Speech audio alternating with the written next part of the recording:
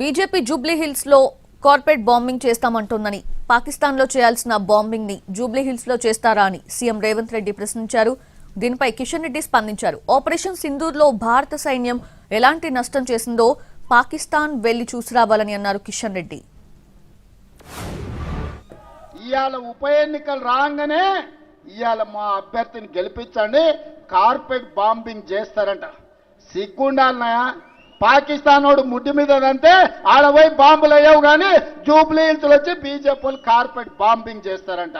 మీ బాబు జాగీరా BJP వాళ్ళది. ఇది ఎవడన్నా అభివృద్ధి చేయాలనుకుంటాడు, ఎవడన్నా నిధులు తేవాలనుకుంటాడు, ఎవడన్నా తాగనిక నీళ్లు తేవాలనుకుంటాడు, ఎవడన్నా పేదలు తిరగనికే మెట్రో రైలు తేవాలనుకుంటాడు, ఎవడన్నా మన మూసీలో ఉన్న మురికిని తొలగించాలనుకుంటాడు.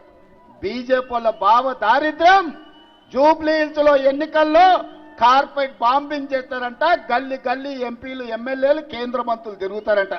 ఎందుకంటే బిచ్చమడుకోనికి వస్తారా? ఏం తెచ్చిందని వస్తారు? మీ మోడీ ఏమిచ్చిందని వస్తారు?